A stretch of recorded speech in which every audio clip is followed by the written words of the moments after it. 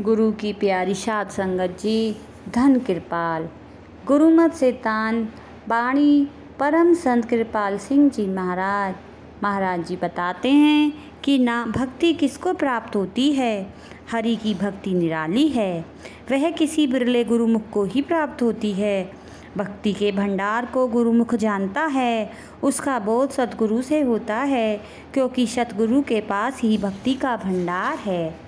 गुरु भक्त गुरुमति पाई बड़ी बड़ी काई, सच सबदि रस बीजै। नानक हरि की भक्ति निराली, गुरुमुखी विरले कीजै। भगत खजाना गुरुमुख जाता, सतगुरु भूज भुजाई। संतहु गुरुमुख देई बड़ियाई। अब कहते हैं कि भक्ति आलस और जड़ता नहीं सिखाती। भक्ति हमको आलस और जड़ता नहीं सिखाती है। भक्तजन कर्म करते हैं, पर वे सब कर्म ईश्वर परायण होते हैं तथा उनके फलों की ओर वे ध्यान नहीं देखे। हम कर्मों से रहित नहीं हो सकते।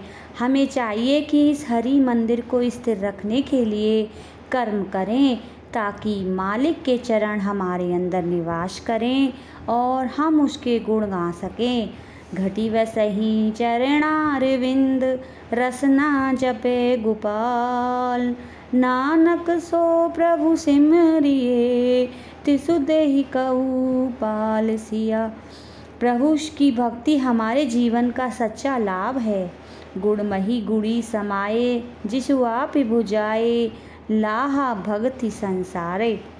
उन धार्मिक रीति रिवाजों का करना गुणकारी है जो श्रद्धा और भक्ति के उपजाने वाले हैं, उनको छोड़ना नहीं चाहिए। जामी साहब कहते हैं कि अपना नाम और रस्म भक्ति में गुम करने, वह रस्म मुबारक है जिसमें हमारे अंदर भक्ति भाव उत्पन्न हो। मेकुनी जामी गुम अंदर इश्क इश्मो रस में ख्वेश, आफरी बादा बरी रस्म की पैदा करवाए। जालऊ ऐसी रीति जितु में प्यारा बीस रे। नानक साई भली परीति, जितु साहिब शेती पति रहे। भक्ति के चिन्ह क्या हैं? मालिक का ऐसा गुणगान जो हमारी आत्मा के अंतर्मुख एकाग्र होने में बाधक ना हो, भक्ति की पहचान हो। ऐसा गुणगान उसकी याद को बनाए रखता है तथा भक्ति को उत्पन्न करता है।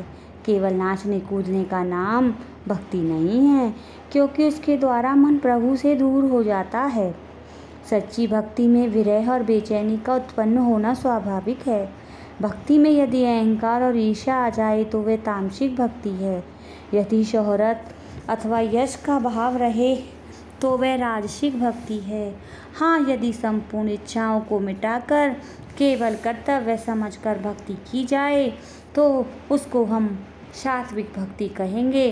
पर वास्तविक भक्ति तीनों गुणों से पार पहुँचाने वाली निर्मल तथा निष्काम है, जो प्रभु अथवा इष्ट का ध्यान करने पर अनायास नेत्रों में तरलता के रूप में झलकेगी। ऐसी निर्मल भक्ति करने वाला मनुष्य चरण कमलों की प्रीति में लीन रहता है। उसमें किसी प्रकार की कामना नहीं रहती। उसको इहलोक तथा स्वर्ग आदि के भोग और सुक्ति भी चरण कमलों की प्रीति से नहीं हटा सकते। राज न चाहूँ मुक्ति न चाहूँ, मन प्रीति चरण कमलारे। वह सदा मालिक के साथ जुड़ा रहता है। उसको प्रभु अति प्यारा है तथा वह प्रभु का अति प्यारा है।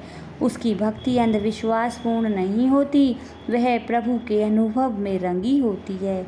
शुरू में गुणगान द्वारा साधारण भक्ति होती है, जो पूर्ण या पराभक्ति में बदल जाती है और जो पूर्ण एकाग्रता पूर्वक तथा तन मन से होती है।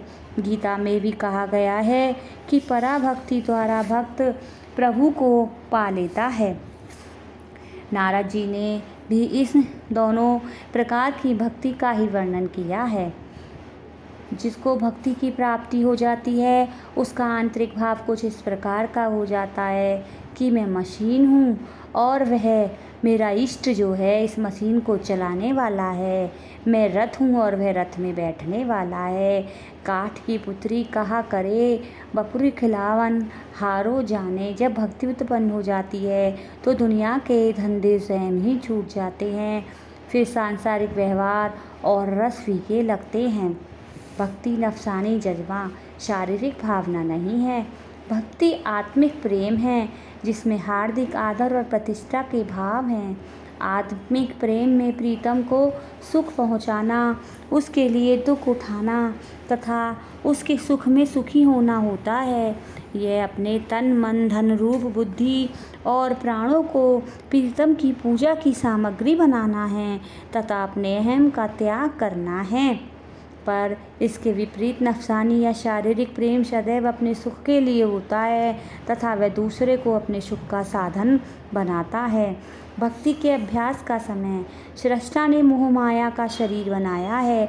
इसमें हरि भक्ति का बीज बोया जा सकता है। इसके अभ्यास के सभी समय हैं। दिन व रात नाम में लीन रहने के लिए बने हैं। यदि बेला और समय का ही विचार करते रहे तो भक्ति के लिए कौन सा समय रह जाता है।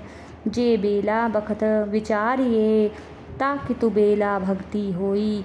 अन दिनो नाम रतिया सचे सची सोई। भक्ति का मुख्य समय अमृत वेला है।